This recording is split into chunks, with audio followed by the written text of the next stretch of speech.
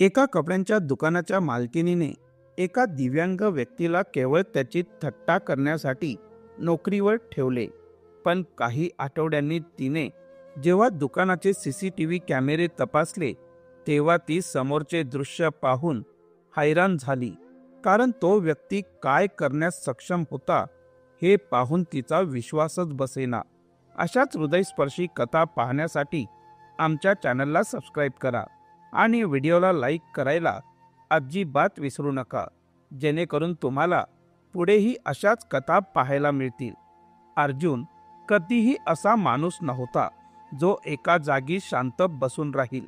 लहानपणापासूनच तो प्रत्येक गोष्टीत वेगवान होता. फुटबॉलमध्ये, सायकल रेसमध्ये आणि नंतर बाईक रेसिंगमध्येही. हा केवळ वेगाचा विषय नव्हता, तर तो त्याच्या जीवनावर असलेल्या नियंत्रणाचा अनुभव होता.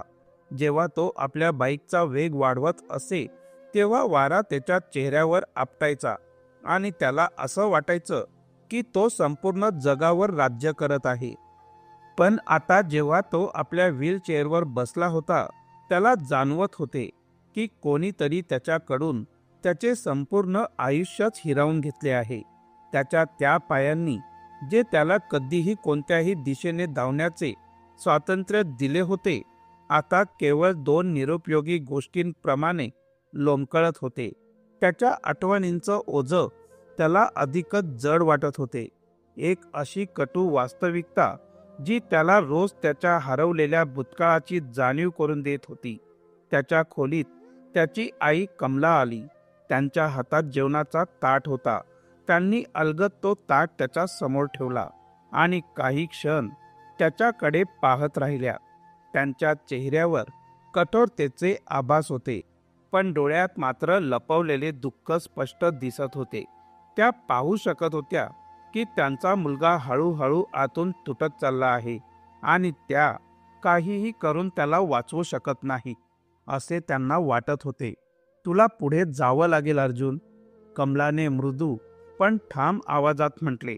अर्जुनने चमचा उचलला, काही क्षण त्याच्याकडे पाहिले आणि मग चिडून तो टेबलावर आपटला. त्याच्या डोळ्यात वेदना होत्या, पण त्याहून जास्त राग होता. कोणतं पुढे जाणं आई?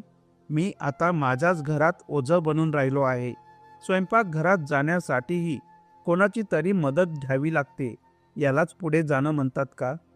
कमलाने खोल श्वास घेतला, आपली खुर्ची त्याच्या जवळ सरकवली आणि त्याचा हात हातात घेतला.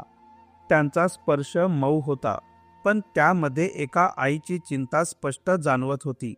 जीवन केवळ चालण्याचं नाव नाही रे बेटा. त्यांचा आवाज हलका होता, पण त्यामध्ये एक दृढ निश्चय होता जो कोणत्याही प्रतिवादाला नाकारू शकत होता. तुला पुन्हा जगायला शिकावं लागेल. हे शब्द अर्जुनसाठी खूप जड होते, जणू कोणीतरी त्याच्या छातीवर मोठा दगड ठेवला आहे. पण हे केवळ त्याच्या मनातील संघर्ष नव्हते, ही वस्तुस्थिती होती.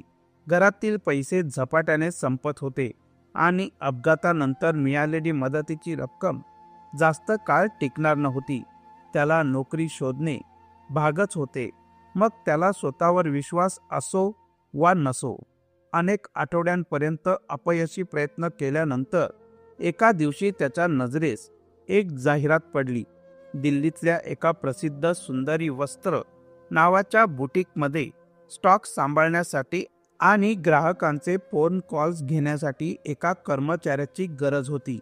ही काही मोठी नोकरी नव्हती, पण काहीतरी करण्याची संधी तरी होती. त्याने आपला सर्वोत्तम शर्ट परिधान केला आणि त्या बुटीकमध्ये प्रवेश केला. त्याच्या आत शिरताच त्याला जाणवले की ही दुनिया त्याच्या जगापेक्षा खूप वेगळी होती. सर्वत्र नीटनेटकेपणे रचलेल्या रॅक्स, चमचमणारे कपडे, सुंदर मॉडेल्सचे फोटो आणि अतिशय स्टायलिश कर्मचारी. त्याने पाहिलं की काही लोक त्याच्याकडे बघत होते. कदाचित हे फक्त त्याला नवीन म्हणून नाही, तर तो व्हीलचेअरवर होता म्हणून. त्यांच्या नजरेत एक प्रश्न होता, तो इथे चुकून आला होता का? त्याच वेळी प्रिया कपूर, बुटीकचे व्यवस्थापक, त्याच्या समोर आली. तिच्या डोळ्यात तीव्रपणा होता, चेहऱ्यावर हलकीशी स्मित हास्य होते, पण त्यात कोणतीही उणीव नव्हती. तू अर्जुन आहेस? हो. आत ये. ती त्याला आपल्या ऑफिसमध्ये घेऊन गेली आणि त्याचा रिझ्यूम पाहू लागली. काही क्षण फक्त कागद उलटण्याचा आवाज येत राहिला. मग तिने त्याच्याकडे पाहिले.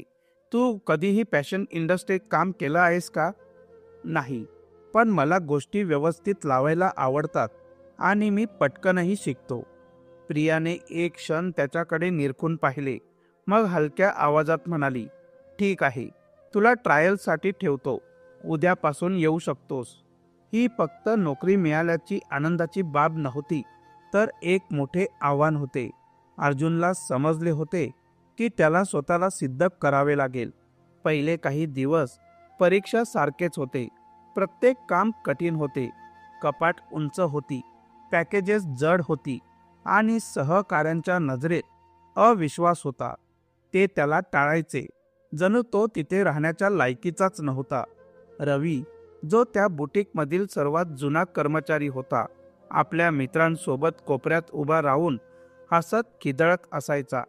अर्जुन तिथून जाताना ते हमखास कुजबुजायचे आणि हसायचे. पण त्याने सगळं काही सहन केले, कारण ही नोकरी त्याच्यासाठी महत्त्वाची होती. एका दिवशी त्याने पाहिलं की अंजली देवी, एक वयोवृद्ध महिला, हातात साडी घेऊन उभी होती, पण त्यांच्या चेहऱ्यावर संभ्रम होता. अर्जुनने हलकेच हसत विचारले, मी तुम्हाला काही मदत करू का? अंजली देवीने त्याच्याकडे पाहिले आणि स्मित हास्य केले. तुला काय वाटतं, ही साडी माझ्यावर कशी दिसेल? अर्जुनने साडी नीट पाहिली. ती सुंदर होती, पण त्याने दुसरी एक साडी उचलली, जिच्या काठावर सोनसळी किनार होती. माझ्या मते ही तुमच्यावर अधिक सुंदर दिसेल. तुमच्या व्यक्तिमत्वाला अधिक उठाव देईल. अंजली देवींच्या चेहऱ्यावर आनंद चमकला. छान निवड आहे बेटा, मी हेच घेईन. त्याच वेळी प्रिया तिथे आली. तिच्या चेहऱ्यावर संताप होता. तू इकडे काय करतो आहेस? तिचा आवाज कडक होता. मी फक्त ग्राहकाला मदत करत होतो. प्रियाने जबरदस्ती हसत अंजली देवींकडे पाहिले. मॅडम, आमच्याकडे प्रशिक्षित कर्मचारी ग्राहकांची मदत करतात. हा फक्त स्टॉक सांभाळतो. अंजली देवींनी भुवया उंचावल्या आणि थोडा वेळ तिच्याकडे पाहिले. पण या मुलानेच मला सर्वात जास्त मदत केली. कदाचित तुम्ही विचार करायला हवा की इथे ग्राहकांना कोण मदत करतं. प्रियाच्या चेहऱ्यावर बनावटी हास्य होते, पण डोळ्यात जळजळ दिसत होती. अंजली देवी निघून गेल्यावर तिचा चेहरा कठोर झाला. स्टॉक रूममध्ये जा, आत्ताच्या आत्ता. अर्जुन काहीच बोलला नाही. तो शांतपणे वळला आणि तिथून निघून गेला. पण त्याच्या मनात काहीतरी बदलले होते. त्याला जाणवलं की ही एक छोटीशी घटना नव्हती, ही एका मोठ्या बदलाची सुरुवात होती. सुंदरी वस्त्रमध्ये दिवसेंदिवस अर्जुनसाठी परिस्थिती कठीण होत चालली होती. त्याला जाणवत होतं की ही फक्त एक नोकरी नव्हती, तर एक लढाई होती. प्रिया प्रत्येक संधीचा फायदा घेत त्याला कमी लेखण्याचा प्रयत्न करत होती. कधी विनाकारण त्याच्या चुका काढायची, कधी एवढे काम देत होती की तो कितीही प्रयत्न केला तरी पूर्ण करू शकला नसता. सहकाऱ्यांमध्येही त्याची स्थिती बदलली नव्हती. ते त्याच्याकडे बघून कुजबुजायचे. त्याच्या जवळून जाताना हसत टिंगल करत. विशेषतः रवी, तो अर्जुनच्या उपस्थितीने चिडलेलाच वाटायचा. जणू अर्जुन तिथे असणेच त्याच्या काहीतरी वैयक्तिक दुःखाचे कारण होते. पण अर्जुनने स्वतःशी वचन दिले होते की तो कोणासमोर झुकणार नाही. तो प्रत्येक अपमान सहन करत होता, प्रत्येक अडचणीशी लढत होता. पण तो जाणून होता की हा संघर्ष सोपा नाही. मग एक दिवस काहीतरी असे घडले ज्याची त्याने कल्पनाही केली नव्हती. तो स्टॉकरूममध्ये होता, कपड्यांचे कपाट व्यवस्थित लावत होता. तेव्हा अचानक त्याच्या नजरेसमोर काहीतरी चमकणारी वस्तू दिसली. त्याने खाली वाकून नीट पाहिले तर तो एक सुंदर सोन्याचा झुमका होता. नाजूक नक्षीकाम केलेला, स्पष्टपणे अतिशय महागडा. तो उचलताच त्याच्या मनात एक विचार आला. हा कोणाचा तरी हरवला असेल आणि त्याला नक्कीच याची चिंता लागली असेल. त्याला क्षणभर दुविधा वाटली. तो थेट प्रियाकडे जाऊन द्यावा का, की आधी कोणाला सांगावे? पण त्याने लगेच विचार झटकला. संशयासाठी इथे जागा नव्हती. त्याने झुमका आपल्या ओंजळीत घेतला आणि व्हीलचेअर फिरवत थेट प्रियाच्या ऑफिसकडे निघाला. प्रिया कडवी होती. तो प्रियाच्या केबिनमध्ये पोहोचला तेव्हा ती एका फाईलमध्ये मग्न होती. त्याने दरवाजावर हलकीशी टकटक केली. काय? प्रियाने न बघताच विचारले. मला स्टॉकरूममध्ये काहीतरी सापडले आहे, अर्जुन म्हणाला आणि झुमका तिच्या टेबलावर ठेवला. प्रियाने झुमक्याकडे पाहिले, मग भुवया वक्र करत तिखट हसली आणि म्हणाली, मला सांग, मी तुझ्यावर का म्हणून विश्वास ठेवावा की हे तुला सापडलं आहे? असंही होऊ शकतं की हे तूच चोरायचा प्रयत्न केला असशील. अर्जुन काही क्षणासाठी तबकला. त्याला कल्पनाही नव्हती की कोणी त्याच्यावर असा आरोप करू शकतो. काय? त्याच्या आवाजात अस्वस्थता होती. प्रियाने झुमका उचलला, बोटांमध्ये फिरवत म्हणाली, तू स्टॉक रूम मध्ये एकटाच होतास, कोणी साक्षीदारही नाही. मी कशावरून मानू की तू आधीच हे चोरून ठेवले नाहीस आणि आता घाबरून परत आणले आहेस? अर्जुनला जाणवले की त्याच्या छातीत धडधड वाढली आहे. ही योगायोगाने घडलेली गोष्ट नव्हती. हा एक डाव होता. ही सरळ सरळ बकवास आहे. तो रागानेच म्हणाला. खरंच? प्रिया त्याच्या डोळ्यात सरळ पाहत म्हणाली. तुझ्याकडे काही पुरावा आहे का? अर्जुनच्या मनात क्रोध उसळला. त्याच्या हाताची मूठ आपोआप वळली, पण त्याने स्वतःला शांत केले. त्याला माहीत होते की जर तो या जाळ्यात अडकला तर तो हारलेला समजला जाईल. त्याने खोल श्वास घेतला आणि थंड पण ठाम आवाजात उत्तर दिले, कॅमेरे तपासा. CCTV फुटेजमध्ये सर्व काही स्पष्ट दिसेल. प्रियाच्या चेहऱ्यावर थोडेसे संभ्रमाचे सावट उमटले, पण तिने त्वरित सुरक्षा रक्षकाला बोलावले. काही मिनिटांनी गार्डने फुटेज तपासले आणि मान हलवली. हा खरं बोलतोय. रेकॉर्डिंगमध्ये स्पष्ट दिसतंय की याने झुमका जमिनीवरून उचलला आणि थेट तुमच्या ऑफिसमध्ये आणून दिला. अर्जुनने हळूच सुटकेचा श्वास घेतला, पण त्याला माहीत होतं की ही कहाणी इथेच संपलेली नव्हती. त्याने प्रियाकडे पाहिले. त्याला वाटले की कदाचित ती माफी मागे किंवा किमान काहीतरी सौम्यता दाखवे, पण प्रियाच्या चेहऱ्यावर तीच थंड अभिव्यक्ती होती, तोच अहंकार. तिने झुमका टेबलवर ठेवला आणि भावनाशून्य आवाजात म्हणाली, आपल्या कामावर परत जा. बस. ना धन्यवाद ना त्याच्या प्रामाणिकपणाची दखल. पण आता अर्जुन पूर्ण समजला होता. प्रियाला तो इथे नको होता. तिला काहीही करून त्याला तिथून काढायचे होते, मग ते त्याला लाजवून असो किंवा खोटे आरोप लावू. पण अर्जुननेही आता ठरवले होते. तो इतक्या सहजासहजी हार मानणार नव्हता. पण त्याला कल्पनाही नव्हती की ही तर फक्त सुरुवात होती आणि पुढे जे होणार होते ते त्याचे संपूर्ण आयुष्य बदलून टाकणार होते. सुंदरी वस्त्रमध्ये सर्व काही नेहमीसारखं सुरळीत चालू होतं. ग्राहक येत होते, जात होते. कर्मचारी आपापल्या जबाबदाऱ्या पार पाडत होते आणि प्रिया ऑफिसमध्ये बसून आपल्या कागदपत्रांमध्ये आणि आदेशांमध्ये व्यस्त होती. पण अचानक तिचा फोन वाजला. ती सहजच फोन उचलणार होती, पण स्क्रीनवर अनोळखी नंबर पाहताच तिच्या मनात हलकीशी अस्वस्थता दाटली. तिने कॉल रिसीव्ह केला. हॅलो. दुसऱ्या बाजूने एक गंभीर आणि व्यावसायिक आवाज ऐकू आला. मी सिटी हॉस्पिटलमधून बोलतोय. मी प्रिया कपूरशी बोलतोय का? होय, बोलते. कोण? तुमची मुलगी मीरा. तिचा अपघात झाला आहे. प्रिया अचानक स्तब्ध झाली. तिने फोन घट्ट पकडला. तिचा गळा कोरडा पडला. काय? ती सध्या आमच्या इमर्जन्सी युनिटमध्ये आहे, डॉक्टर म्हणाले. परिस्थिती गंभीर आहे. तिला त्वरित रक्ताची गरज आहे, पण तिचा ब्लड ग्रुप दुर्मिळ आहे. आम्हाला ताबडतोब O पॉझिटिव्ह रक्त हवं आहे. प्रियाच्या पायाखालची जमीनच सरकली. हे देवा, ती घाबरून फुटफुटली. तिने फोन तसाच ठेवला आणि भरधाव बाहेर पळाली.